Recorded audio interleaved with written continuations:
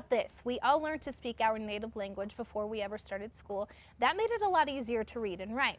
Well, it works the same with math, and now there's an app to help your kids better understand it before they head to school. Here with more on the app Zip and Abby and how it can teach young kids math as a second language is Edward Manfree. Thanks so much for joining us, Ed. Pleasure. So let's kind of get started on this. Tell me a little bit about the app.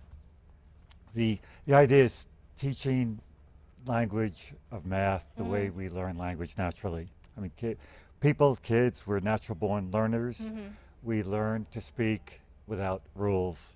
We watch, we listen, and we learn to speak. So we could use the same techniques that we could use the same techniques to teach math language. Yeah. So when kids come into school in kindergarten, they understand what the teacher's talking about. Absolutely, kind of gives them a little bit of a head start.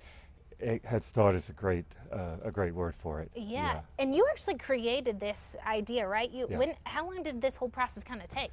Well, the idea was 5 years ago. Okay. And then I worked on different prototypes and even at higher grade levels. Like the first prototype I did was teaching percents and so on. And then about 5 months ago, I decided to do one for preschool kids and actually publish it and get something into homes and into schools. Absolutely. And tell me, how is this a different approach than how other parents may be doing things? Probably if you've looked at apps, you'd see that there's tons. I mean, there's hundreds, even thousands of apps that teach numbers, arithmetic, adding, subtracting, but it's all rote learning. What is lacking is teaching language. When we hear words like more, less. Zip has more balloons than Abby. Abby wants more. Yeah. What about a little bigger? Okay. You know, this is a little bigger than that. So words that we're used to can be really confusing unless we have the exposure to them. Yeah. Then when we get into kindergarten and the teacher is speaking this language with more, less, little, bigger, a lot less, it's not like a foreign language. So we're ready to learn the math the teacher is teaching. So understand the language, understand how to speak it before you get into symbols and formal learning. So it's just laying the groundwork, which is common sense. Yeah, I like that. The kind of covering the basics of that with those like comparable words there. So you're right too, when they go into school, they kind of already have a background of that and they're able to understand it. Now, how did you kind of get the idea? It just kind of sprung to you? Well, I was teaching developmental math at SIPI, the Southwest Indian Polytechnic Institute. So much easier to say SIPI. And the students I was teaching, I had to prepare them for college algebra. But I also had to help them with just understanding when I said something was 30% more than something else. They weren't able to visualize that. They didn't have that background, that fluency. And I looked around for materials that they could do out of class.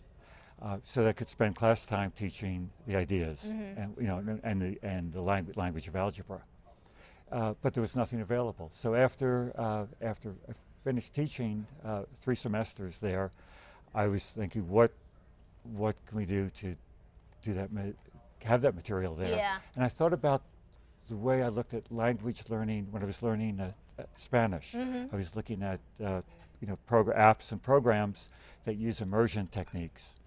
And all you do is you look at pictures and you click on the picture that matches. And that's how you kind of mimic immersion. So I thought, okay, let's teach math as a second language. And then we could build the fluency. And I started playing around with this and I noticed kids and adults really like the simplicity. It's no right or wrong. I mean, you see like a green light or red light, and you don't have the pressure.